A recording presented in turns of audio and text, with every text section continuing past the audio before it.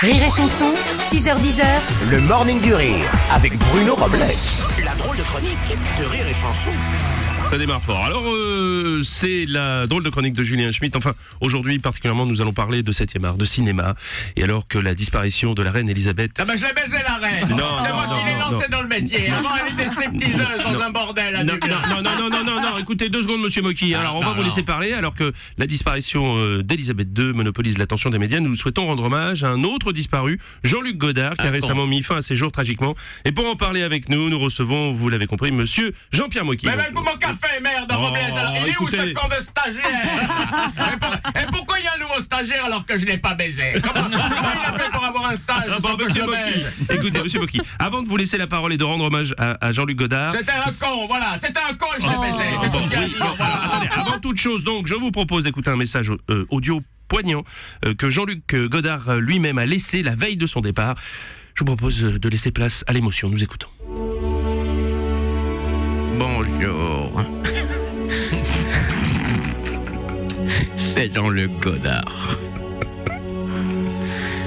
Ce message s'adresse à tous les gens qui sont habités par la joie, l'enthousiasme, ceux qui commencent leur journée par un youpi youpi, ceux qui ont la pêche, la patate, tous les passionnés de cupcakes et de feux d'artifice. À ces gens-là, je voudrais dire, oui, je vous emmerde.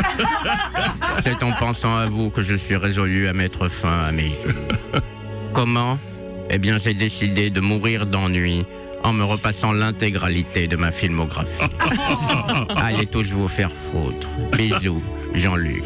Bien, je dois dire que c'est un message très émouvant. Non, monsieur bah Mocky, attendez, faut arrêter maintenant, ça n'intéresse personne, Godard. Il y a que Arte que ça intéresse. Là-bas, ils chialent tous alors les spoons de gauche, là, avec leur émission spéciale, là. Godard, le cinéma de l'intérieur. Mais enfin merde, quoi.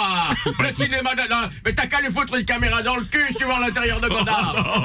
Bon, vous souvenez-vous de la dernière fois que vous l'avez croisé, d'ailleurs? Ah bah la dernière fois que je l'ai vu, c'était à Cannes, pendant une avant-première. Ah oui, d'accord, oui. Je lui ai dit que c'était un connard. Ah bon, vous étiez fâché? Bah bien sûr. Attends, dis donc, ces succès, c'est moi qui les ai écrits. Ah bon, le mépris, par exemple, c'est de vous? Mais bien sûr, au départ, le film, il s'appelle pas Le Mépris, il s'appelle Le Népris. C'est l'histoire d'une blonde. Bien sûr que si. C'est l'histoire d'une blonde qui arrête pas de se moucher. C'était formidable. Ah oui, la blonde, c'était Brigitte Bardot. Voilà, je l'ai baisé. Ah oui, alors, bah, ça, on imagine. Puis il y a un bout de souffle aussi. Bah oui, à bout de souffle, voilà, à bout de souffle, c'est la suite. La blonde qui a le népris, elle se soigne pas. Alors du coup, ça descend sur les poumons. Bah oui, alors elle fait de l'asthme et puis elle meurt dans les bras de Belmondo qui vient de la baiser. Mais c'est un film formidable. C'est fou. Racontez-nous encore des anecdotes. Oh, ça va, et tu m'emmerdes, dis donc. Il n'y a pas écrit Pierre Bellemare, là. Je l'ai baisé. Bon, allez, je vais prendre mon métro. Bon, bah, Il merci, est où monsieur le métro? Merci, monsieur Mocky. Merci. C'est la drôle de chronique de Julien Schmitt. Rire et chanson, 6h10. Le morning du rire avec Bruno Robles.